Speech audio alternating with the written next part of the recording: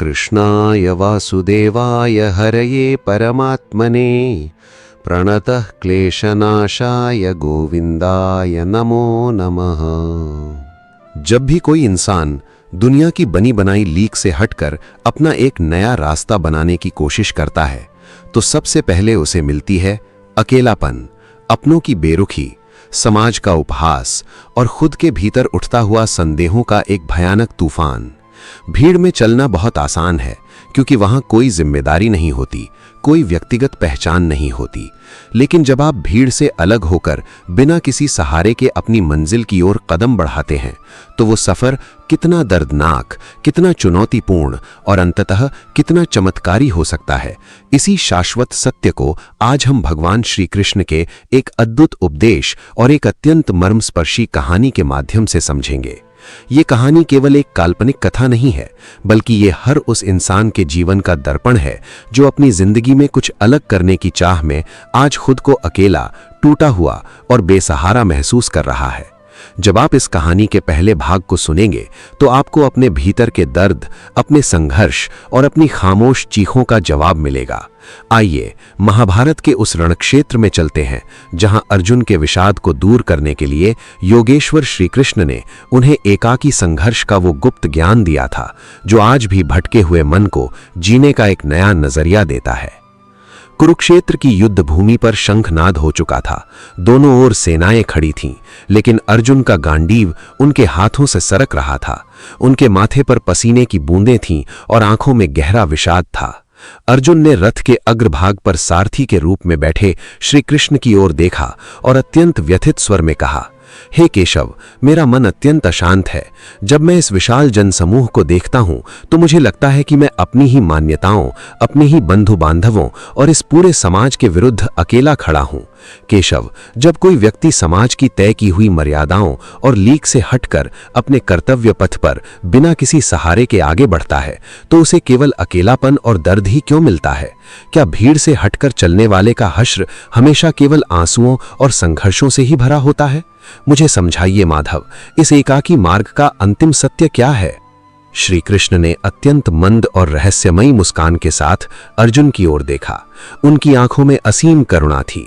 उन्होंने मुरली को अपनी कमर में बांधा और गंभीर शांत स्वर में कहना शुरू किया, हे पार्थ, तुम जिसे अकेलापन कह रहे हो, वास्तव में वो आत्मा का अपने वास्तविक स्वरूप से मिलन की पहली सीढ़ी है। जो भीड़ में चलते हैं उन्हें सुरक्षा तो मिलती है, लेकिन वे कभी अपनी वास्तविक क्षमता को पहचान नहीं पाते। वे केवल दूसरों के बनाए रास्तों के गुलाम बनकर रह जाते हैं। लेकिन जो भीड़ से अलग होने का साहस करता है उसे प्रकृति पहले कसौटी पर कसती है। बिना सहारे चलने का क्या नतीजा होता है, इसे समझने के लिए तुम्हें बहुत समय पहले की एक कथा सुननी होगी।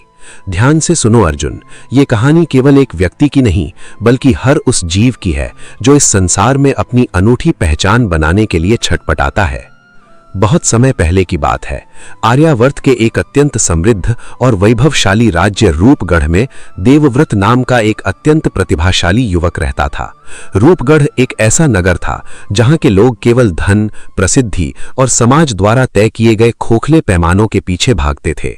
वहां हर व्यक्ति का एक ही उद्देश्य था, दूसरों से आगे निकलना, चाहे इसके लिए उन्हें अपनी आत्मा का सौदा ही क्यों न करना पड़े। हर माता पिता अपने बच्चों को उसी दौड़ में ढकेल देते थे जिसमें पूरा नगर दौड़ रहा था। देवव्रत का परिवार भी इसी सोच का हिस्सा था। उसके पिता नगर के एक प्रतिष्ठित व्यापारी थे और वो चाहते थे कि देवव्रत भी उनके व्यापार को संभाले, ब्याज का धंधा करे और उसी तरह धन संचय करे जैसे पूरा नगर कर रहा था। लेकिन देवव्रत के भीतर एक अलग ही तड़प थी। वो बचपन से ही मिट्टी, पत्थरों और लकड़ी के निर्जीव टुकड़ों में जान फूंकने की कला में माहिर था। वो एक मूर्तिकार बनना चाहता था, लेकिन ऐसा मूर्तिकार नहीं जो केवल चंद सिक्कों के लिए अमीर लोगों की तस्वीरें या देवताओं की व्यावसायिक मूर्तियां बनाए। देवव्रत का सपना था कि वो एक ऐसी अद्वितीय मूर्ति का निर्माण करे जो मनुष्य के भीतर के गहरे आध्यात्मिक भावों, उसके संतात और उसकी परम चेतना को अभिव्यक्त कर सके। वो परमात्मा के निराकार रूप को साकार करना चाहता था। एक दिन जब देवव्रत ने अपने इस सपने को अपने पिता के सामने रखा तो पूरे घर में सन्नाटा छा गया। उसके पिता ने अत्यंत क्रोधित होकर कहा, देवव्रत, तुम पागल हो चुके हो। जिस कला की तुम बात कर रहे हो उससे 2 वक्त की रोटी भी नसीब नहीं होगी। हमारे समाज में मूर्तिकारों को केवल एक साधारण कारीगर माना जाता है। तुम हमारे खानदान का नाम मिट्टी में मिलाना चाहते हो। इस भीड़ से अलग होने की कोशिश मत करो। जैसे सब जी रहे हैं वैसे ही जियो, इसी में तुम्हारी भलाई है। उसके मित्रों ने उसका मजाक उड़ाया। देखो, देवव्रत खुद को बड़ा ज्ञानी समझता है, ये पत्थरों से बातें करेगा। जब भूखों मरने की नौबत आएगी तब इसे समझ आएगा कि भीड़ के साथ चलने में ही समझदारी है। देवव्रत के मन में गहरा द्वंद्व चल रहा था। एक तरफ उसका परिवार, उसका समाज, उसके मित्र और एक सुरक्षित भविष्य था जहां उसे बिना किसी संघर्ष के सब कुछ मिल सकता था। दूसरी तरफ उसका वो सपना था जिसके लिए उसकी आत्मा तड़प रही थी। उसे लग रहा था कि अगर उसने अपने भीतर की इस आवाज को दबा दिया तो वो शरीर से तो जीवित रहेगा, लेकिन उसकी आत्मा मर जाएगी। एक रात जब पूरा नगर गहरी नींद में सोया हुआ था, देवव्रत अपने कमरे की खिड़की के पास खड़ा होकर आसमान में चमकते हुए तारों को देख रहा था। उसे लगा कि वो तारे भी अकेले ही टिमटिमा रहे हैं, उनका अपना एक अलग अस्तित्व है। उसने एक अत्यंत कठिन और आत्मघाती निर्णय लिया। उसने केवल अपनी छेनी, हथौड़ी और कुछ फटे पुराने कपड़े लिए और अपने घर, अपने परिवार और उस सुरक्षित भीड़ को हमेशा हमेशा के लिए छोड़ दिया। उसने बिना किसी सहारे के, बिना किसी धन के अपनी मंजिल की ओर अकेले ही कदम बढ़ा दिए। जब देवव्रत नगर की सीमा पार कर रहा था तो उसके पैर कांप रहे थे। ठंडी हवाएं चल रही थीं और चारों ओर घना अंधेरा था। उसके मन में एक गहरा डर था। क्या मैंने सही किया? क्या मैं जीवित रह पाऊंगा? बिना किसी सहारे के इस निष्ठुर संसार में मेरा क्या होगा? श्री कृष्ण ने यहां अर्जुन की ओर देखते हुए कहा, पार्थ, जब कोई मनुष्य पहली बार अपने कंफर्ट जोन यानी अपनी सुरक्षित सीमा से बाहर कदम रखता है तो सबसे पहला प्रहार उस पर भय का होता है। वो भय किसी बाहरी शत्रु का नहीं, बल्कि उसके अपने ही भीतर छिपे असुरक्षा के भाव का होता है। अधिकांश लोग इसी पहले मोड़ पर डरकर वापस भीड़ में शामिल हो जाते हैं, लेकिन देवव्रत ने आगे बढ़ने का फैसला किया। सफर की शुरुआत अत्यंत कष्टदायक थी। देवव्रत के पास खाने के लिए कुछ नहीं था। वो गांवों से और शहरों से होकर गुजरता, लोगों से काम मांगता, लेकिन लोग उसे देखकर मुंह फेर लेते। कोई उसे पागल समझता तो कोई उसे आवारा। कई रातें उसने भूखे पेट पेड़ के नीचे गुजारी। उसके पैरों में छाले पड़ गए थे जिनमें से खून बह रहा था। शारीरिक दर्द इतना असहनीय था कि कई बार वो रात के अंधेरे में फूट फूट कर रोता था। उसे अपने पिता के वे शब्द याद आते, भीड़ से अलग होने की कोशिश मत करो, भूखे मर जाओगे। उसके भीतर से एक आवाज आती, लौट जाओ देवव्रत, अभी भी समय है। जाकर अपने पिता के पैरों में गिर जाओ, माफी मांग लो, वो तुम्हें स्वीकार कर लेंगे। तुम्हें ये दर दर की ठोकरें नहीं खानी पड़ेंगी। लेकिन तभी उसके भीतर का मूर्तिकार जाग उठता। वो अपनी छेनी को देखता और सोचता, यदि मैं लौट गया तो मैं जीवित तो रहूंगा, लेकिन वो देवव्रत नहीं जो मैं वास्तव में हूं। मैं केवल एक चलती फिरती लाश बनकर रह जाऊंगा। उसने अपने आंसुओं को पोंछा और आगे बढ़ने का निश्चय किया। महीनों भटकने के बाद देवव्रत एक अत्यंत बीहड़, सूखे और पथरीले पहाड़ों वाले इलाके में पहुंचा। वहां पानी की भारी किल्लत थी। हर तरफ केवल काले धूसर पहाड़ थे और दूर दूर तक किसी इंसान का नामो निशान नहीं था। उस वीराने को देखकर कोई भी सामान्य व्यक्ति डर से कांप उठता, लेकिन देवव्रत को उन विशाल और मौन पत्थरों में कुछ अद्भुत दिखाई दिया। उसे लगा कि ये पत्थर सदियों से मौन खड़े रहकर किसी ऐसे साधक की प्रतीक्षा कर रहे हैं जो इनके भीतर छिपे प्राणों को जगा सके। उसने तय किया कि वो इसी निर्जन पहाड़ी पर रहकर अपनी साधना शुरू करेगा। उसने एक छोटी सी गुफा खोजी जो उसका घर बनी। पीने के पानी के लिए उसे मीलों पैदल चलकर एक छोटी सी पहाड़ी नदी तक जाना पड़ता था। खाने के नाम पर वो जंगलों से कंदमूल इकट्ठा करता या जंगली फलों से अपना पेट भरता। अब देवव्रत के जीवन का सबसे कठिन अध्याय शुरू हुआ। उसने एक बहुत बड़े काले पत्थर को चुना। वो पत्थर अत्यंत कठोर था, जिस पर चोट करना अत्यंत कठिन था। देवव्रत ने अपनी छेनी और हथौड़ी उठाई और उस पर प्रहार करना शुरू किया। पहले ही दिन जब उसने तेज प्रहार किया तो पत्थर का एक टुकड़ा टूटकर उसकी आंख के पास लगा और वहां से खून की धार बह निकली। दर्द के मारे वो जमीन पर गिर पड़ा। उस वीराने में उसकी चीख सुनने वाला कोई नहीं था। हवा की सरसराहट और चीलों की आवाज के अलावा वहां केवल सन्नाटा था। देवव्रत ने अपनी आंख को ठंडे पानी से धोया, एक कपड़ा बांधा और फिर से हथौड़ी उठा ली। दिन बीतते गए, महीने बीतते गए। देवव्रत दिन रात उस पत्थर को तराशने में लगा रहता। उसके हाथों की त्वचा छिल चुकी थी, उंगलियों के जोड़ों से अक्सर खून बहता रहता था जो उस काले पत्थर पर गिरकर सूख जाता था। भूख, प्यास और अकेलेपन ने उसके शरीर को जर्जर बना दिया था। उसकी आंखें धंस गई थीं और हड्डियां बाहर निकल आई थीं। एक शाम जब आसमान में काले बादल छाए हुए थे और भयंकर आंधी चल रही थी, देवव्रत अपनी गुफा के बाहर उस मूर्ति के सामने खड़ा था जो अभी आधी ही बन पाई थी। अचानक तेज हवा के झोंके से उसकी झोपड़ी का छप्पर उड़ गया और मूसलाधार बारिश होने लगी। देवव्रत पूरी तरह भीग चुका था, ठंड से उसका शरीर कांप रहा था। वो भूखा था क्योंकि पिछले 2 दिनों से उसे खाने के लिए कुछ नहीं मिला था। शारीरिक कमजोरी और मानसिक अकेलेपन के उस चरम क्षण में देवव्रत का धैर्य टूट गया। वो उस आधी बनी मूर्ति के चरणों में गिर पड़ा और दहाड़े मारकर रोने लगा। वो चिल्लाया, हे ईश्वर, मेरी क्या भूल थी? मैंने केवल अपनी आत्मा की आवाज सुनी।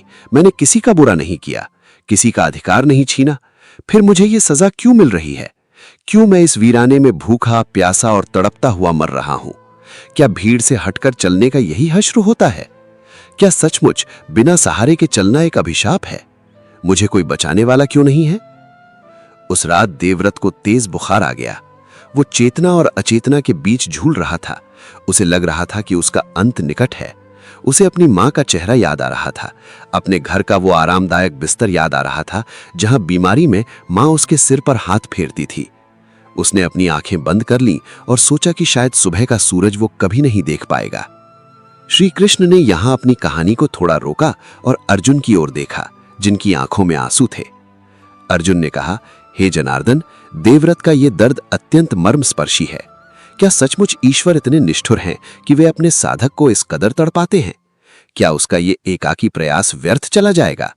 केशव, मुझे बताइए कि उस अंधेरी रात में देवव्रत के साथ क्या हुआ? श्री कृष्ण अत्यंत शांत भाव से बोले, पार्थ, संसार जिसे निष्ठुरता कहता है वो वास्तव में प्रकृति की भट्ठी है। जैसे सोने को कुंदन बनने के लिए आग में तपना पड़ता है, वैसे ही साधारण मनुष्य को महापुरुष बनने के लिए अकेलेपन, दर्द और संताप की आग से गुजरना ही पड़ता है।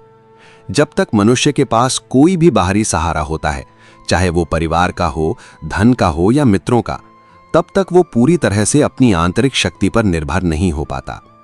जब सारे सहारे टूट जाते हैं, जब इंसान पूरी तरह से अकेला और असहाय हो जाता है, तभी उसके भीतर की सोई हुई दिव्य ऊर्जा जागृत होती है। सुनो अर्जुन, उस भयानक रात में देवव्रत के जीवन में क्या चमत्कार हुआ। जब देवव्रत चेतना खो रहा था, तभी आधी रात के समय उसे ऐसा लगा जैसे कोई दिव्य प्रकाश उसकी गुफा में फैल रहा हो। हवा की सनसनाहट शांत हो चुकी थी और बारिश की बूंदों की आवाज भी जैसे मधुर संगीत में बदल गई थी। उसे महसूस हुआ कि कोई उसके तपते हुए माथे पर अपना अत्यंत कोमल और शीतल हाथ रख रहा है। उस स्पर्श में असीम शांति थी। देवव्रत ने अत्यंत कठिनाई से अपनी भारी आंखें खोलीं। उसने देखा कि उसके सामने एक अत्यंत मनमोहक छवि खड़ी थी। उनके मस्तक पर मयूर पंख था, अधरों पर मंद मुस्कान थी और उनकी आंखों से प्रेम की अविरल धारा बह रही थी। देवव्रत ने कांपते हुए स्वर में पूछा, आप कौन हैं? क्या मैं मर चुका हूं? क्या आप मुझे लेने आए हैं? उस दिव्य पुरुष ने मुस्कुराते हुए कहा, नहीं देवव्रत, तुम मरे नहीं हो। तुम तो अभी अभी जीवित होना शुरू हुए हो। मैं कोई और नहीं, तुम्हारी अपनी आत्मा का वो विश्वास हूं जिसे तुमने इतनी विपरीत परिस्थितियों में भी मरने नहीं दिया। मैं तुम्हारी कला का वो सत्य हूं जिसके लिए तुमने इस पूरे संसार को छोड़ दिया। देवव्रत की आंखों से अविरल आंसू बहने लगे। उसने कहा, प्रभु, यदि आप मेरे साथ हैं तो मुझे इस कदर तड़पाया क्यों गया? मेरे हाथों से खून क्यों बहा? मुझे इस अकेलेपन के नरक में क्यों धकेला गया?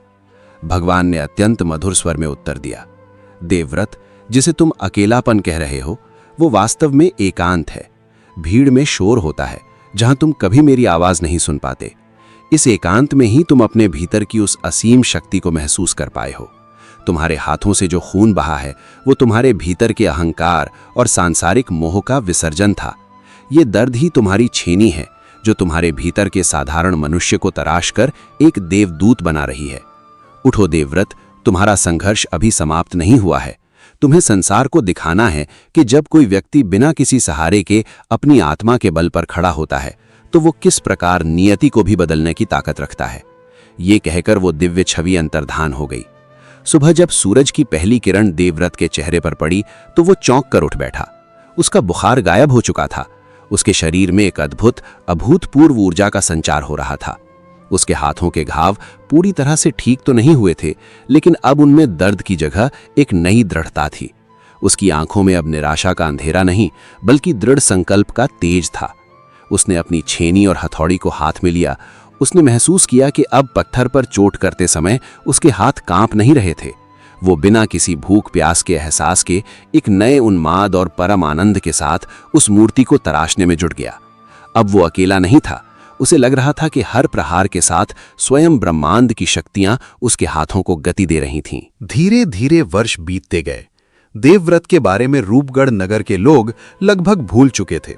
कुछ लोग समझते थे कि वो जंगली जानवरों का शिकार हो गया होगा, तो कुछ सोचते थे कि वो कहीं भीख मांग रहा होगा। लेकिन देवव्रत की साधना अब अपने अंतिम चरण में थी। उसने उस विशाल काले पत्थर को एक ऐसी आकृति में बदल दिया था जिसे देखकर कोई भी अपनी सुध-बुध खो बैठता। वो एक ऐसी मूर्ति थी जिसमें एक ही समय पर परम शांति, गहरा संताप, असीम करुणा और ब्रह्मांडीय ऊर्जा का संगम था। उस मूर्ति के चेहरे पर एक ऐसी अलौकिक मुस्कान थी जिसे देखकर किसी भी अशांत मन को तुरंत शांति मिल जाती। देवव्रत ने उस मूर्ति को शून्य नाम दिया, वो शून्य जिससे सृष्टि का सृजन होता है और जिसमें सब कुछ विलीन हो जाता है। एक दिन उस पहाड़ी इलाके से होकर एक बहुत बड़ा व्यापारिक कारवां गुजर रहा था। उस कारवां का नेतृत्व खुद रूपगढ़ के सबसे बड़े और धनी व्यापारी कर रहे थे, जो देवव्रत के पिता के पुराने मित्र थे। दोपहर की चिलचिलाती धूप से बचने के लिए उन्होंने उसी पहाड़ी के पास डेरा डाला। तभी एक सैनिक की नजर पहाड़ी के ऊपर स्थित देवव्रत की गुफा और उसके बाहर खड़ी उस विशाल मूर्ति पर पड़ी। वो अचंभित रह गया। उसने तुरंत अपने सेनापति और व्यापारियों को वहां बुलाया। जब सब लोग पहाड़ी पर चढ़कर उस गुफा के पास पहुंचे तो दृश्य देखकर उनके पैरों तले से जमीन खिसक गई। वहां एक जर्जर कपड़ों में लिपटा, लंबी दाढ़ी और बिखरे बालों वाला एक अत्यंत तेजस्वी व्यक्ति खड़ा था, जिसके हाथों में छेनी और हथौड़ी थी। उसके पीछे वो अलौकिक मूर्ति खड़ी थी जो सूर्य की किरणों में इस तरह चमक रही थी मानो साक्षात कोई देवता स्वर्ग से उतर आए हों। भीड़ में से देवव्रत के पिता के मित्र ने उसे पहचान लिया। वे चिल्लाए, अरे ये तो देवव्रत है, रूपगढ़ के सेठ का बेटा। सभी लोग आश्चर्यचकित होकर उस मूर्ति को देखने लगे। एक बहुत बड़े कला पारखी ने अपने मूर्ति के चरणों में अपना सिर झुका दिया और रोते हुए कहा, मैंने अपने पूरे जीवन में ऐसी अद्भुत कलाकृति नहीं देखी। इस मूर्ति को देखकर ऐसा लगता है मानो मेरे भीतर के सारे पाप धुल गए हों। ये किसी साधारण मनुष्य की रचना नहीं हो सकती, ये तो किसी सिद्ध पुरुष का चमत्कार है। देवव्रत शांत खड़ा था। उसकी आंखों में ना तो कोई घमंड था और ना ही कोई शिकायत। वो केवल मौन रहकर सबको देख रहा था। लोगों ने उससे पूछा, हे महान मूर्तिकार, तुम्हें ये सिद्धि कैसे मिली? किसने तुम्हें ये कला सिखाई? तुम्हारा गुरु कौन है? तुम्हें यहां तक पहुंचाने वाला सहारा कौन था? देवव्रत ने अपनी छेनी को आसमान की तरफ उठाया और अत्यंत शांत गंभीर स्वर में कहा, मेरा सहारा ये अकेलापन था, मेरा गुरु ये दर्द था और मेरी शक्ति वो भीड़ से अलग चलने का निर्णय था, जिसे आप लोग पागलपन कहते थे। जब मेरे पास कोई सहारा नहीं था, तब मुझे उस परम सत्ता का सहारा मिला जो हम सबके भीतर वास करती है। श्री कृष्ण ने अर्जुन की ओर देखा और कहा, पार्थ, ये देवव्रत की यात्रा का केवल पहला पड़ाव था। उसने भीड़ से हटकर चलने का पहला नतीजा देख लिया था। उसे अपनी वास्तविक पहचान और असीम आंतरिक शक्ति मिल चुकी थी। लेकिन अभी असली परीक्षा बाकी थी। जब संसार को उसकी इस कला का पता चला तो कैसे वही भीड़ जो कभी उसे धुतकारती थी अब उसके पैरों में गिरने के लिए लालायत हो उठी थी, और कैसे देवव्रत ने उस सफलता के चरम शिखर पर भी अपने पैर जमीन पर रखे, ये तुम इस कहानी के अगले भाग में जानोगे। अर्जुन ने हाथ जोड़कर कहा, हे केशव, आपकी इस अमृतवाणी ने मेरे मन के संशय को दूर करना शुरू कर दिया है। मुझे इस कहानी का अगला भाग भी सुनना है। मुझे समझना है कि कैसे एकाकी मार्ग पर चलने वाला साधक अंततः पूरे संसार का मार्गदर्शक बनता है। श्री कृष्ण मुस्कुराए और बोले, धैर्य रखो पार्थ, जीवन की हर बड़ी सीख समय मांगती है। इस पहले भाग से जो तुमने सीखा उसे अपने भीतर उतरने दो। याद रखो, जब भी तुम खुद को अकेला पाओ तो समझना कि ईश्वर तुम्हें किसी महान कार्य के लिए तैयार कर रहे हैं। कुरुक्षेत्र की भूमि पर अब हवा कुछ शांत थी, लेकिन अर्जुन के हृदय का कोलाहल थमा नहीं था। श्री कृष्ण की बातों ने उनके मन में एक नई जिज्ञासा जगा दी थी। अर्जुन ने रथ के पहिए की ओर देखते हुए कहा, हे जनार्दन, आपने पिछले भाग में जो कहा उसने मेरे भीतर के कई संशयों को तोड़ा है। देवव्रत ने अकेलेपन के उस भयंकर आग को पार कर लिया और अपनी कला के चरम को प्राप्त किया। लेकिन माधव, जब कोई व्यक्ति अपनी साधना में सफल हो जाता है, जब पूरी दुनिया उसकी ओर आकर्षित होने लगती है, तो क्या उसका संघर्ष समाप्त हो जाता है? क्या संसार की प्रशंसा उस अकेलेपन के घावों को भर देती है? मुझे इस कहानी का अगला भाग विस्तार से समझाइए। श्री कृष्ण ने अर्जुन के उदास चेहरे को देखा और उनके कंधे पर हाथ रखकर अत्यंत कोमल स्वर में कहा, हे कुंती पुत्र, सत्य तो यह है कि असली परीक्षा संघर्ष के दिनों में नहीं बल्कि सफलता के दिनों में होती है। जब इंसान भूखा, प्यासा और असहाय होता है, तब उसके पास खोने के लिए कुछ नहीं होता। उसका एकमात्र लक्ष्य जीवित रहना और अपने काम में लगे रहना होता है। लेकिन जब उसे सफलता मिलती है, जब दुनिया उसके सामने झुकती है, तब उसके सामने अहंकार, मोह और सुविधाओं के ऐसे अदृश्य जाल बिछाए जाते हैं जिनसे बचना अत्यंत कठिन होता है। जो भीड़ कभी तुम्हें दबाना चाहती थी, वही भीड़ अब तुम्हें पूजने लगती है, लेकिन अपने स्वार्थ के लिए। वे तुम्हारी अनूठी को छीनकर तुम्हें वापस अपने जैसा ही एक साधारण संसारी बनाना चाहते हैं। सुनो अर्जुन, देवव्रत के जीवन का ये दूसरा अध्याय तुम्हें समझाएगा कि सफलता की चमक में अपनी आत्मा को कैसे बचाए रखा जाता है। पहाड़ी के उस निर्जन गुफा के सामने, जहां कभी केवल सन्नाटा और जंगली हवाओं का राज था, अब लोगों का हुजूम उमड़ पड़ा था। रूपगढ़ के उस अमीर व्यापारी जो देवव्रत के पिता के मित्र थे, उन्होंने तुरंत अपने सबसे तेज सवार को रूपगढ़ भेजा ताकि ये खबर देवव्रत के परिवार और वहां के राजा तक पहुंचाई जा सके। कुछ ही दिनों में उस ऊबड़ खाबड़ और पथरीले रास्ते पर घोड़ों की टापों और रथों की आवाजें गूंजने लगीं। जो रास्ता कभी देवव्रत के खून और आंसुओं से सींचा गया था, आज उस पर मखमली कालीन बिछाए जा रहे थे। एक सुबह देवव्रत अपनी गुफा के बाहर मौन बैठा था। उसने देखा कि धूल का एक गुबार उड़ता हुआ उसकी ओर आ रहा है। जब वो गुबार शांत हुआ तो उसमें से कई आलीशान रथ दिखाई दिए। सबसे आगे वाले रथ से एक वृद्ध व्यक्ति उतरा। उसके चेहरे पर झुर्रियां थीं, लेकिन उसकी वेशभूषा अत्यंत कीमती रेशम और आभूषणों से सजी हुई थी। वो देवव्रत के पिता सेठ धर्मदास थे। धर्मदास ने जब अपने फटे हाल धूल से सने लेकिन अत्यंत ओजस्वी बेटे को देखा तो उनकी आंखों में आंसू आ गए। वे दौड़कर देवव्रत की ओर बढ़े और उसे गले लगाने के लिए हाथ फैला दिए। उन्होंने रोते हुए कहा, मेरे लाल, मेरा बेटा, मुझे क्षमा कर दे। मैं पहचान नहीं पाया कि मेरी कोख से एक साक्षात विश्वकर्मा ने जन्म लिया है। देख, तेरा पिता आज तेरे सामने खड़ा है। अब तुझे इस वीराने में रहने की कोई आवश्यकता नहीं है। तेरा घर, तेरा परिवार और पूरा नगर तेरी राह देख रहा है। देवव्रत का शरीर थरथराया। वर्षों बाद अपने पिता के स्पर्श और उनकी आवाज को सुनकर उसके भीतर का बेटा रो पड़ा। उसकी आंखों के कोने गीले हो गए। उसे याद आया कि कैसे इसी पिता ने उसे घर से बाहर निकाला था, कैसे उसकी मां रोती रह गई थी और पिता ने कहा था कि इस कुलघाती का चेहरा मुझे दोबारा मत दिखाना। देवव्रत ने धीरे से खुद को अपने पिता की बाहों से अलग किया। उसने उनके पैर छुए और अत्यंत शांत लेकिन दृढ़ स्वर में कहा, पिताजी, आपको मेरा प्रणाम। लेकिन जिस देवव्रत को आपने निकाला था, वो बहुत पहले इस शून्य मूर्ति के सेवक में मर चुका है। मुझे किसी आलीशान घर की आवश्यकता नहीं है। धर्मदास का चेहरा थोड़ा पीला पड़ गया, लेकिन वे चतुर व्यापारी थे। उन्होंने तुरंत बात को संभालते हुए कहा, बेटा, अतीत की बातों को भूल जाओ। तब मैं नासमझ था, लेकिन अब समय बदल चुका है। रूपगढ़ के महाराजा विक्रम सिंह ने तुम्हारी इस अद्भुत कला के बारे में सुना है। वे स्वयं तुम्हें लेने के लिए अपनी सेना और मंत्रियों के साथ आ रहे हैं। वे तुम्हें राज्य के मुख्य शिल्पकार का पद देना चाहते हैं। तुम्हें सोने के सिक्कों से तौला जाएगा। तुम्हारे रहने के लिए एक अलग महल दिया जाएगा। सोचो देवव्रत, तुम्हारी वजह से हमारे पूरे खानदान का नाम इतिहास में अमर हो जाएगा। उसी समय नगाड़ों और शंखों की आवाज गूंज उठी। महाराजा विक्रम सिंह अपने सैनिकों और मंत्रियों के साथ वहां पहुंचे। राजा ने रथ से उतरकर सीधे देवव्रत की ओर रुख किया। जब राजा की नजर उस विशाल और अलौकिक मूर्ति शून्य पर पड़ी तो वे भी स्तब्ध रह गए। उस मूर्ति के चेहरे से टपकती हुई दिव्य शांति ने राजा के भीतर के अहंकारी राजा को कुछ क्षणों के लिए एक साधारण याचक बना दिया। राजा ने देवव्रत से कहा, हे युवा शिल्पी, तुम्हारी ये कला इस निर्जन मन में रहने के योग्य नहीं है।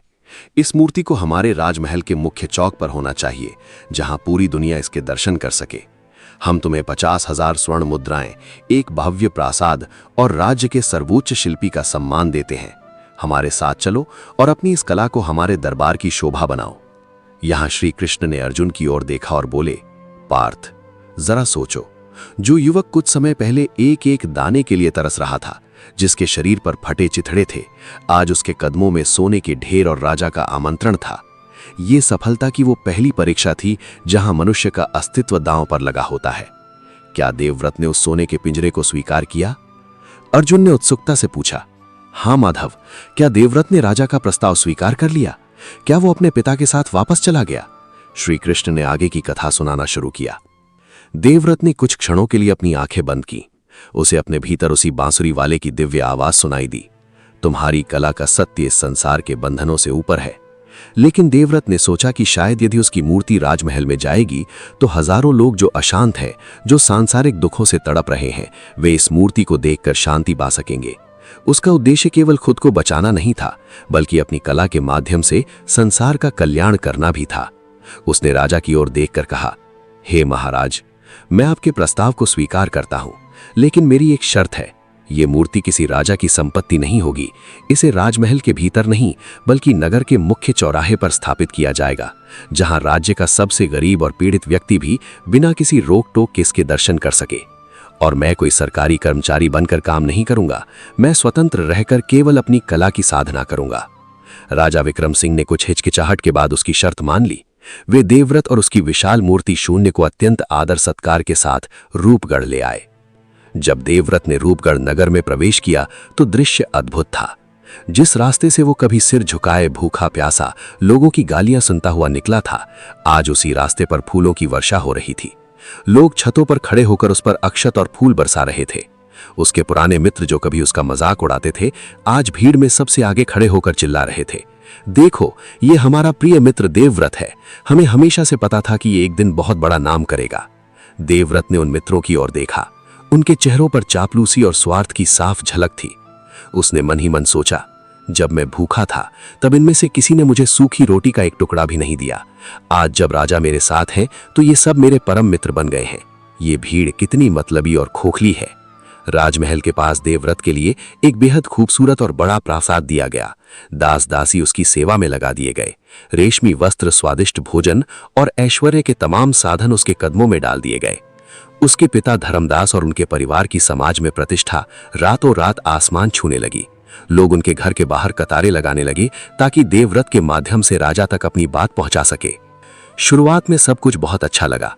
देवव्रत को लगा कि उसके संघर्ष का सुखद अंत हो गया है, लेकिन धीरे धीरे स्वर्ण पिंजरे की असली सच्चाई उसके सामने आने लगी।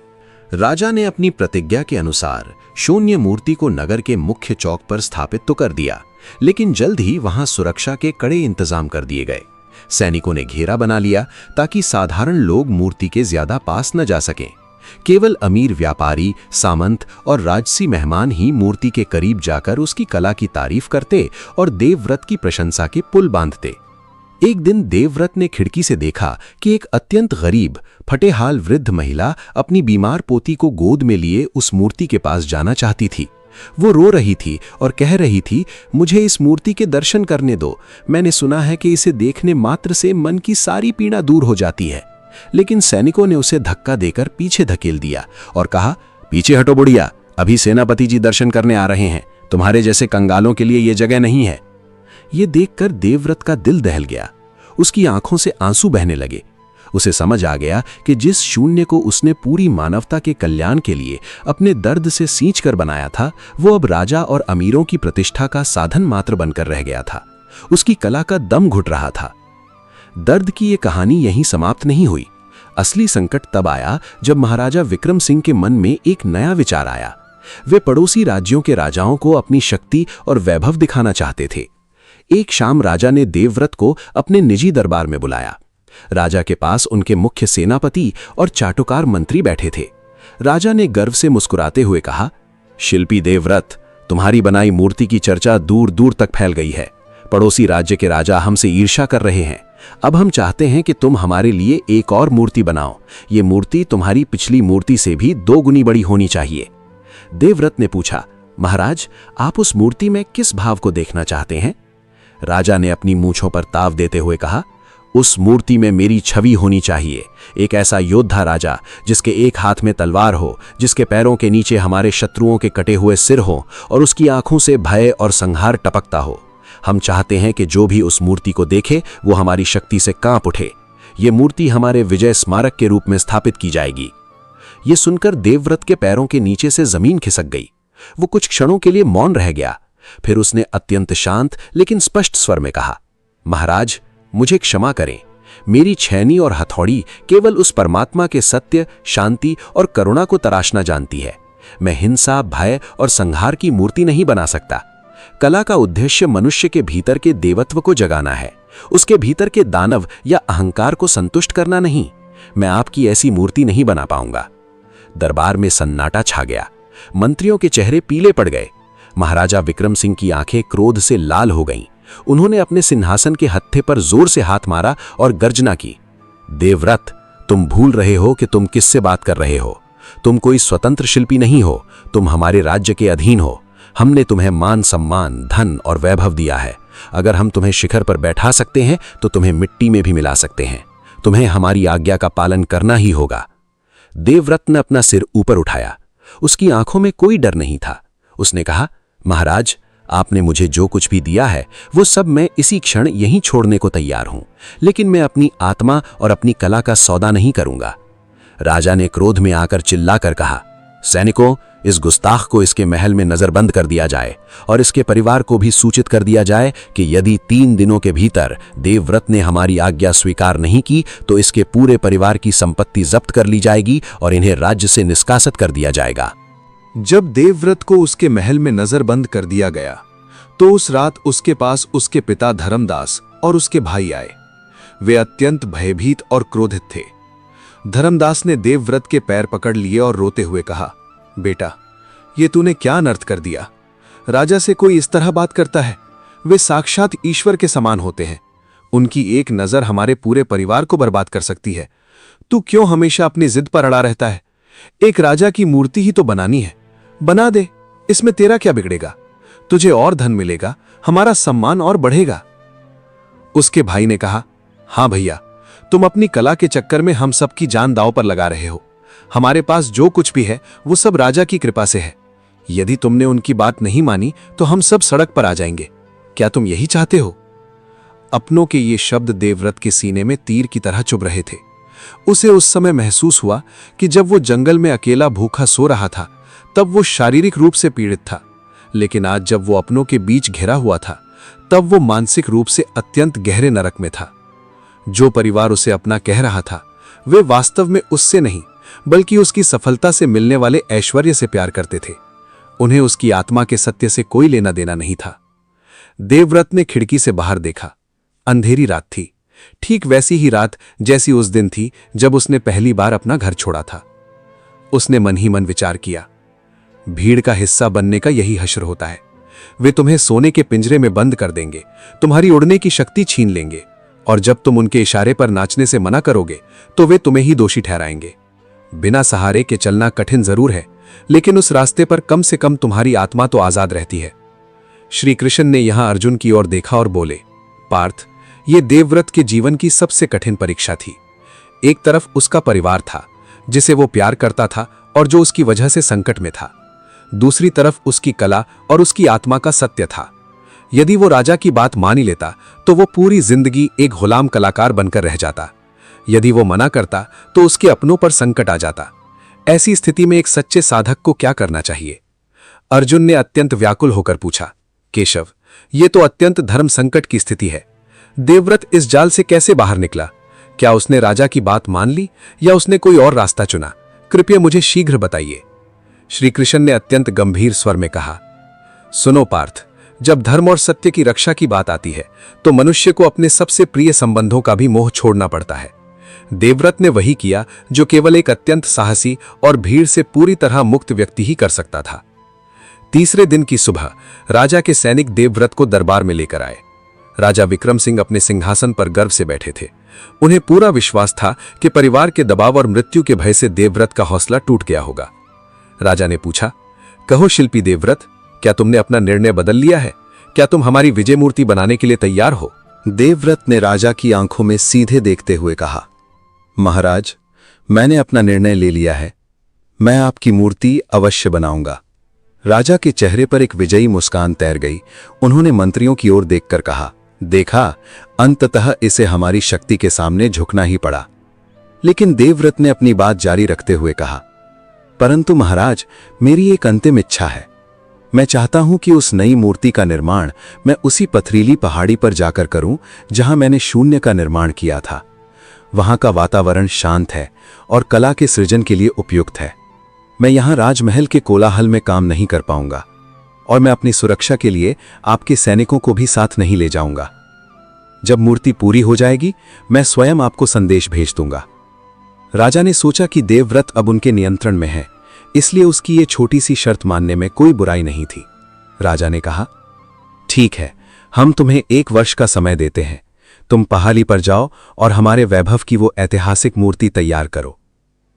उसी रात देवव्रत ने एक बार फिर रूपगढ़ नगर को हमेशा हमेशा के लिए पीछे छोड़ दिया। इस बार उसके पास सोने के सिक्के नहीं थे, कोई रथ नहीं था और ना ही उसका परिवार उसके साथ था। वो फिर से अकेला था, लेकिन इस बार उसके मन में कोई भय नहीं था। उसकी आंखों में एक गहरी शांति और मुक्ति का भाव था। जब वो उस पथरीली पहाड़ी पर वापस पहुंचा तो उसे ऐसा लगा मानो वो अपनी मां की गोद में वापस आ गया हो। हवाएं वही थीं, पत्थर वही थे और वही पुराना अकेलापन था। लेकिन अब यह अकेलापन उसे डरा नहीं रहा था, बल्कि उसका स्वागत कर रहा था। उसने गुफा में प्रवेश किया। उसने अपनी छेनी और हथौड़ी को चूमकर अपने माथे से लगाया। उसने महसूस किया कि असली स्वतंत्रता राजमहलों के ऐश्वर्य में नहीं, बल्कि अपने सत्य के साथ इस निर्जन पहाड़ी पर खड़े रहने में थी। लेकिन कहानी में अभी एक बहुत बड़ा मोड़ आना बाकी था। राजा विक्रम सिंह को जल्द ही पता चलने वाला था कि देवव्रत ने वास्तव में क्या निर्णय लिया था और कैसे देवव्रत का ये कदम पूरे राज्य के इतिहास को बदलने वाला था। श्री कृष्ण ने अर्जुन की ओर देखकर अपनी वाणी को विराम दिया। अर्जुन मंत्रमुग्ध होकर सुन रहे थे। उन्होंने कहा, हे वासुदेव, देवव्रत की ये यात्रा तो सीधे हृदय को छूती है। उसने सफलता के उस स्वर्ण पिंजरे को लात मार दी और वापस अपनी साधना की भूमि पर आ गया। लेकिन केशव, आगे क्या हुआ? क्या राजा ने उसे ढूंढने की कोशिश नहीं की? क्या उसके परिवार का क्या हुआ? कुरुक्षेत्र के मैदान में सूर्य अपनी लालिमा समेट रहा था। अर्जुन के चेहरे पर अब पहले जैसा संशय और भय नहीं था, बल्कि उनकी आंखों में एक अनूठी गहराई उतर आई थी। उन्होंने अपने सारथी भगवान श्री कृष्ण की ओर देखा और अत्यंत श्रद्धापूर्वक कहा, हे केशव, देवव्रत की कहानी ने मेरे हृदय के कपाट खोल दिए हैं। सफलता के स्वर्ण पिंजरे को छोड़कर वो वापस अपनी साधना भूमि उस पथरीली पहाड़ी पर लौट आया। लेकिन माधव, आगे क्या हुआ? जब राजा को पता चला होगा कि देवव्रत ने उनकी मन मर्जी की हिंसक मूर्ति बनाने के बजाय अपनी अंतरात्मा की सुनी, तब क्या हुआ? उस अहंकारी राजा ने देवव्रत के साथ क्या किया? और इस कहानी का अंतिम संदेश मेरे लिए इस रणभूमि पर क्या महत्व रखता है? कृपया इस अंतिम भाग को सविस्तार कहें। श्री कृष्ण ने अर्जुन के गांडीव की ओर देखा, जो अब उनके कांपते हाथों में नहीं, बल्कि धीरे धीरे उनके दृढ़ निश्चय की गवाही दे रहा था। श्री कृष्ण ने बांसुरी को अपनी कमर में रखते हुए गंभीर और मधुर स्वर में कहना शुरू किया, हे अर्जुन, जब कोई व्यक्ति अपनी आत्मा के सत्य के लिए सांसारिक वैभव को छोड़ देता है, तो वो केवल एक साधारण मनुष्य नहीं रह जाता, वो स्वयं काल का नियंता बन जाता है। देवव्रत जब उस पहाड़ी पर लौटा तो उसके पास ना तो अन्न था और ना ही कोई सुरक्षा, लेकिन उसके पास वो था जो संसार के किसी सम्राट के पास नहीं होता, पूर्ण आंतरिक स्वतंत्रता। सुनो पार्थ, उस पहाड़ी पर देवव्रत की अंतिम साधना कैसे पूरी हुई और उसने इस संसार को क्या अंतिम सत्य दिया? पहाड़ी पर वापस लौटकर देवव्रत ने एक विशाल अखंड चट्टान को अपनी नई साधना के लिए चुना। ये चट्टान पिछली चट्टान से भी अधिक कठोर और विशाल थी। राजा विक्रम सिंह ने उसे 1 वर्ष का समय दिया था। राजा के मन में यह अहंकार था कि देवव्रत उनके डर से और अपने परिवार की भलाई के लिए उनकी वही हिंसक संहारक मूर्ति बनाएगा जो उनकी विजय का प्रतीक होगी। लेकिन देवव्रत के मन में कुछ और ही चल रहा था। उसने छेनी उठाई और चट्टान पर पहला प्रहार किया। इस बार उस प्रहार में क्रोध या हताशा नहीं थी, उसमें एक गहन ध्यान था। दिन बीतते गए, मौसम बदलते गए, कड़ाके की ठंड आई, पहाड़ों पर बर्फीली हवाएं चली, फिर भीषण गर्मी में पत्थरों से आग बरसने लगी।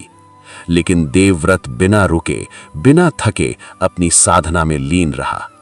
उसके बाल और दाढ़ी पूरी तरह बढ़ चुके थे। उसका शरीर पहले से भी अधिक दुर्बल हो चुका था, लेकिन उसकी आंखों में एक ऐसा दिव्य तेज था जो किसी भी साधारण मनुष्य को सम्मोहित कर सकता था। वो केवल कंद मूल खाता और पहाड़ी नदी का जल पीता। इस बार उसका परिवार या नगर का कोई व्यक्ति उससे मिलने नहीं आया, क्योंकि वे सभी भयभीत थे कि यदि वे देवव्रत से मिले तो राजा का क्रोध उन पर भी टूट पड़ेगा। देवव्रत पूरी तरह से एकाकी था, लेकिन उस अकेलेपन में उसे हर पत्थर में, हर बहती हवा में और ब्रह्मांड के कण कण में उसी दिव्य मुरलीधर का संगीत सुनाई देता था। उसने राजा की मूर्ति बनाना शुरू किया, लेकिन उसने राजा के शरीर को नहीं, बल्कि राजा की आत्मा को तराशना शुरू किया। धीरे धीरे 1 वर्ष का समय समाप्त होने को आया। रूपगढ़ नगर में हलचल मच गई। राजा विक्रम सिंह ने अपने मंत्रियों, सेनापतियों और देवव्रत के परिवार को तैयार रहने का आदेश दिया। वे सभी उस पहाड़ी पर जाने वाले थे जहां देवव्रत ने राजा की विजय मूर्ति का निर्माण किया था। राजा के मन में अत्यधिक उत्साह था। वे सोचते थे कि अब उनकी ऐसी मूर्ति तैयार होगी जिसे देखकर शत्रु राजा भय से कांप उठेंगे। नियत दिन पर राजा का एक बहुत बड़ा काफिला, जिसमें सैकड़ों सैनिक, ढोल नगाड़े और राजसी रथ शामिल थे, उस बीहड़ पहाड़ी की ओर चल पड़ा। देवव्रत के पिता धर्मदास और उनके भाई भी डरते डरते उस काफिले के पीछे पीछे चल रहे थे। उन्हें डर था कि यदि देवव्रत ने कोई चूक की होगी तो आज उनका सर्वनाश निश्चित था। जब वे सभी पहाड़ी के शिखर पर पहुंचे तो उन्होंने देखा कि वहां एक विशाल चट्टान को लाल रंग के बहुत बड़े मखमली पर्दे से ढका गया था। उस पर्दे के सामने देवव्रत मौन खड़ा था। उसका शरीर अत्यंत दुर्बल था, हड्डियां दिखाई दे रही थीं, लेकिन उसके चेहरे पर असीम शांति और होठों पर एक रहस्यमयी मुस्कान थी। राजा विक्रम सिंह ने अपने रथ से उतरकर गर्व से कहा, शिल्पी देवव्रत, तुम्हारा समय समाप्त हुआ। हमें आशा है कि तुमने हमारी प्रतिज्ञा और शक्ति के अनुरूप ही हमारी विजय मूर्ति का निर्माण किया होगा। अब इस पर्दे को हटाओ और हमारे वैभव को हमारे सामने प्रकट करो। देवव्रत ने राजा की ओर देखा, फिर अपने पिता और परिवार की ओर देखा जो भय से कांप रहे थे। उसने अत्यंत शांत स्वर में कहा, हे महाराज, मैंने आपकी इस मूर्ति में आपके जीवन के सबसे बड़े सत्य को तराशा है। ये मूर्ति केवल आपके शरीर की नहीं, बल्कि आपके आंतरिक स्वरूप का दर्पण है। इसे देखने के लिए आपको साहस की आवश्यकता होगी। ये कहकर देवव्रत ने लाल पर्दे की रस्सी को खींच दिया। जैसे ही मखमली पर्दा नीचे गिरा, वहां उपस्थित हजारों लोगों के मुख से एक साथ एक गहरी चीख निकली और फिर पूरे पहाड़ी क्षेत्र में ऐसा सन्नाटा छा गया मानो वहां की हवा भी थम गई हो। चट्टान पर जो मूर्ति उकेरी थी वो किसी क्रूर हाथ में तलवार लिए शत्रुओं के कटे सिरों पर खड़े राजा की नहीं थी। वो मूर्ति स्वयं राजा विक्रम सिंह की ही थी, लेकिन उनका रूप देखकर हर कोई स्तब्ध था। मूर्ति में राजा को एक अत्यंत असहाय, रोते हुए बालक के रूप में दिखाया गया था, जो अपने घुटनों के बल बैठा हुआ था। उसका सोने का मुकुट जमीन पर गिरा हुआ था और उसकी तलवार बीच से टूटी हुई थी। राजा की आंखों से पत्थर के आंसू बह रहे थे और उसके हाथ ऊपर आसमान की ओर फैले हुए थे, मानो वो इस अनंत ब्रह्मांड से अपनी शांति और मुक्ति की भीख मांग रहा हो। उस मूर्ति के चेहरे पर भय, पश्चाताप, अकेलापन और एक गहरे संताप का ऐसा सजीव चित्रण था कि उसे देखकर किसी भी व्यक्ति का हृदय कांप उठता। वो मूर्ति चीख चीख कर कह रही थी कि संसार का सबसे बड़ा सम्राट भी अपनी विजयों के पीछे कितना डरा हुआ, कितना अकेला और कितना खोखला होता है। इस मूर्ति का नाम देवव्रत ने नीचे उत्कीर्ण किया था, अहंकार का विसर्जन। राजा विक्रम सिंह का चेहरा पहले लाल हुआ, फिर गुस्से से पीला पड़ गया। उनका शरीर थरथरा रहा था। उन्हें लगा कि इस साधारण शिल्पी ने पूरी सेना और प्रजा के सामने उनका घोर अपमान किया है। राजा ने अपनी तलवार म्यान से खींच ली और देवव्रत की ओर बढ़ते हुए चिल्लाए, देशद्रोही, गुस्ताख, तूने हमारी शक्ति का मजाक उड़ाया है। तूने हमें कमजोर, रोते हुए याचक के रूप में दिखाया है। इस धृष्टता की सजा केवल मृत्यु है। आज तेरा ये लहू इस पहाड़ी को लाल करेगा। देवव्रत के पिता धर्मदास चीख पड़े और राजा के पैरों में गिर गए। महाराज, हमें क्षमा कर दें। ये लड़का पागल हो चुका है। इसे मार डालिए, लेकिन हमारे परिवार पर दया कीजिए। लेकिन देवव्रत अपनी जगह से 1 इंच भी नहीं हिला। उसने अपनी आंखें बंद नहीं की। उसने राजा की कड़कती तलवार की धार की ओर देखा और अत्यंत मधुर, शांत और गहरी आवाज में कहा, हे महाराज, यदि आप मुझे मारना चाहते हैं तो अवश्य मार दीजिए। ये शरीर तो वैसे भी एक दिन मिट्टी में मिल जाना है, लेकिन इस तलवार को चलाने से पहले एक बार अपने हृदय पर हाथ रखकर इस मूर्ति को दोबारा देखिए। क्या इस मूर्ति में छिपी आंखों का दर्द आपका अपना दर्द नहीं है? रात के अंधकार में जब आप अपने मखमली बिस्तर पर अकेले सोते हैं, तब क्या आपको उन हजारों माताओं और बच्चों की चीखें सुनाई नहीं देती जिन्हें आपने अपने विजय अभियानों में मार डाला? क्या उस मुकुट का बोझ आपके सिर को अंदर से नहीं दबाता? महाराज, मैंने आपकी वो तस्वीर बनाई है जो आप वास्तव में हैं, एक डरा हुआ मनुष्य जो शांति की तलाश में भटक रहा है। सत्य कड़वा होता है महाराज।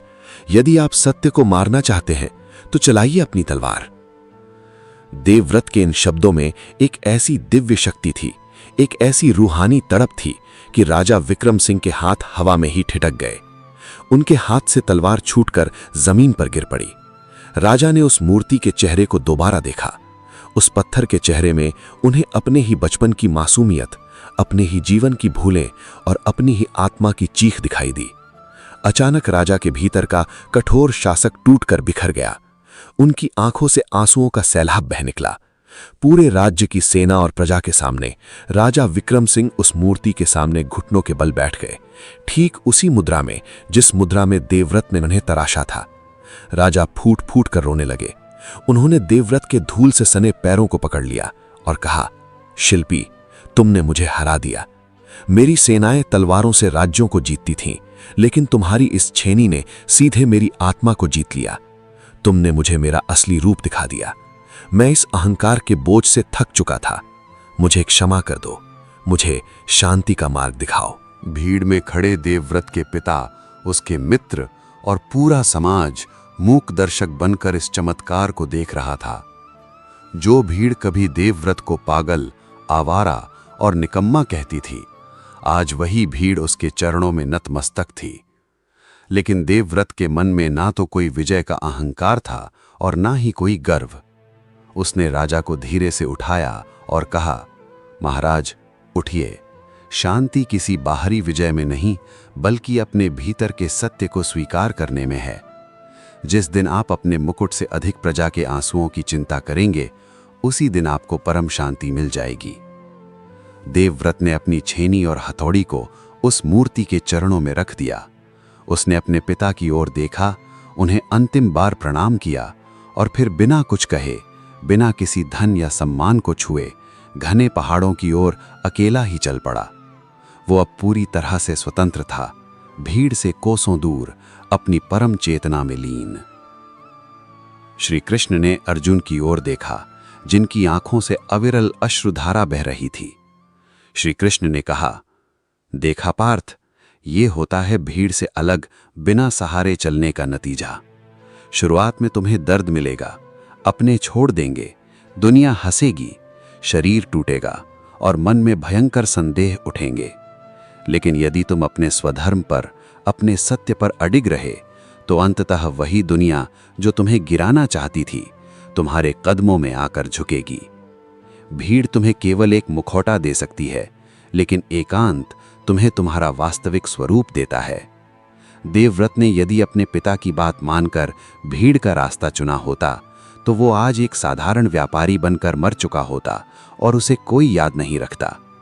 लेकिन उसने अकेले चलने का साहस किया, इसलिए उसने एक राजा की आत्मा को बदल दिया और स्वयं अमर हो गया। श्री कृष्ण ने अर्जुन के दोनों कंधों को पकड़ा और उन्हें हिलाते हुए अत्यंत ओजस्वी स्वर में कहा, उठो पार्थ, तुम्हारा कुरुक्षेत्र भी यही कसौटी है। तुम्हें लग रहा है कि तुम अकेले खड़े हो, तुम्हारे सामने तुम्हारे ही गुरु और भाई हैं, लेकिन तुम यहाँ किसी भीड़ को खुश करने के लिए नहीं आए हो, तुम यहाँ धर्म की स्थापना करने आए हो। यदि तुम्हें इस धर्म पथ पर अकेले भी चलना पड़े, बिना किसी सांसारिक सहारे के भी खड़ा होना पड़े, तो डरो मत, क्योंकि जो सत्य के साथ खड़ा होता है स्वयं नारायण उसके सारथी बनकर उसके रथ को चलाते हैं। अपना गांडीव उठाओ अर्जुन, और दिखा दो इस संसार को कि जब एक अकेला योद्धा बिना किसी सहारे के केवल धर्म के बल पर खड़ा होता है तो वो कैसे इस पूरी सृष्टि के इतिहास को बदल देता है। श्री कृष्ण के इन शब्दों ने अर्जुन के भीतर सोए हुए महायोद्धा को जगा दिया। उनके चेहरे का विषाद दूर हो चुका था और उनकी आंखों में वही दिव्य तेज चमक रहा था जो देवव्रत की आंखों में था। अर्जुन ने अपने गांडीव को कसकर पकड़ लिया और उसे हवा में लहराते हुए कहा, करिष्ये वचनम तव केशव। हे केशव, मैं आपकी आज्ञा का पालन करूंगा। रण क्षेत्र एक बार फिर शंखनाद से गूंज उठा। अब अर्जुन भीड़ से अलग अपने परम सत्य की ओर बढ़ने के लिए पूरी तरह तैयार थे।